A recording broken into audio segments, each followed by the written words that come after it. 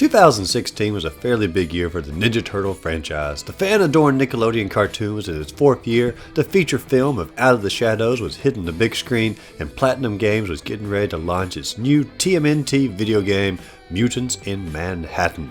It seemed like the Ninja Turtles was finally making a comeback it deserved.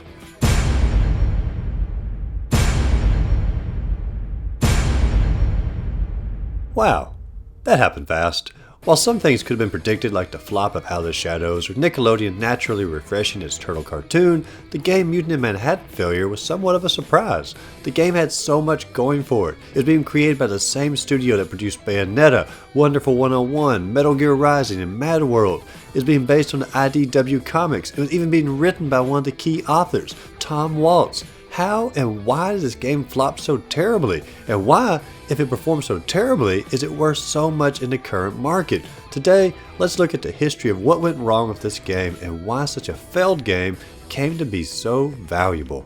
If you enjoy some quality video game content in general, as well as some turtle content ever so often as well, be sure to like and subscribe down below if you're latest in gaming news, reviews, retro topics, turtle content, and a lot of other stuff that we throw in as well. But let's dive on back into Mutants in Manhattan. To start off, Mutants in Manhattan was never developed as an act of love for the TMNT series. In fact, the developers didn't really want to create the game at all. The developer Platinum Games basically agreed to create the game just to help fund its other independent projects. They stated in an interview with GameSpot that said the following: "We used to have the idea that we want to be a studio that only made 100% original games. However, it turns out that doing that is considerably difficult, and so we take on various work, and that creating nothing but original games was an unsustainable strategy."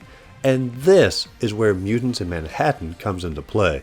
A game created so Platinum Games could fund its passion projects. This wasn't the first time Platinum Games did this either. A few years earlier, they did the same thing with Legends of Korra and Transformers Devastation. While Transformers did fare pretty well with the critics, Legends of Korra seemed to set the pattern that was followed with TMNT. The other common thread that bounds these three non-passion projects together was their publisher, Activision, a company known for latching on to successful franchises to try to cash in a bit. They did it with Marvel, James Bond, SpongeBob, and naturally, TMNT. They signed a deal with Nickelodeon in 2012 for exclusive rights to produce the TMNT games, with, of course, their sole goal to make money. And yes, I know all companies try to make money, but there's a difference between making a game that you love while making money and just pumping out a game to make money. Between Activision and Platinum Games, their intentions were obvious. So Platinum Games set out on their duty to create the game. The developers tried to get a few things going well in the game, like hiring the TMNT comic writer Tom Waltz and going back to play the old arcade-style games for inspiration. And while both of these aspects show through, it's like they just took each one of those with a grain of salt. The tone and atmosphere is 100% the IDW comics, but the story itself? Lame and uninspired. Shredder trying to destroy New York City with several TMNT villains sprinkled in. The gameplay also follows a similar trend. It's like they saw all the original games were beat 'em ups, and they set out to recreate a charmless 3D version of that. Yes, they tried to add more in with special moves to unlock, countering and blocking abilities, but for the most part, it's just a blob of random attacks and it's hard to really tell what's going on. Any precision of the original games? Completely lost. Around this time, it was also trending for games to have online team action. Mutants in Manhattan jumped into this by allowing 4 players to all select a different turtle and connect online to conquer the mission. You could play it offline and by yourself with an AI team of turtles, but online teamwork was the true intention for this game. Once again, this is a fine idea, but the charm of the original games was gone. Turtle fans were accustomed to couch co-op, and misunderstanding the multiplayer mode fans would want was a pretty big misstep. Plus, the mass action just got more confusing and cluttered with online players. It was like the developers just misunderstood what made the original Turtle games they were trying to update so great. Was it purposeful?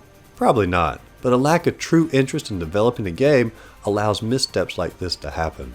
The game was officially announced in January 2016, and then 5 months later the game was released. There was some hype for it, such as pre-order DLC costumes and trailers being dropped, but when the lack of couch co-op was announced, many TMNT players had already decided to pass on the game.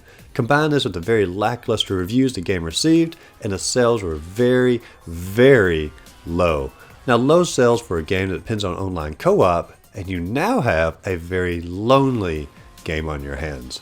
So the game was already off to a very rough start, and then 7 months later on came the true death blow.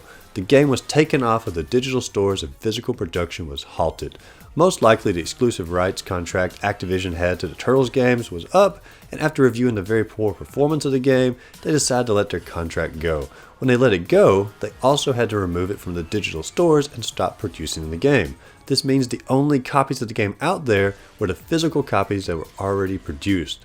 This took it from being a game with a very small online player base to being a game with nearly zero online player base, but it also turned what would have been a discount bin game into a collector's item.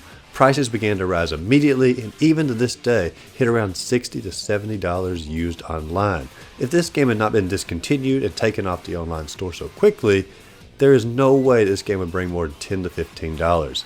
This is the case with many expensive and collector's games on various systems. They're rarely the best games, but rather games with short production cycles that sold poorly.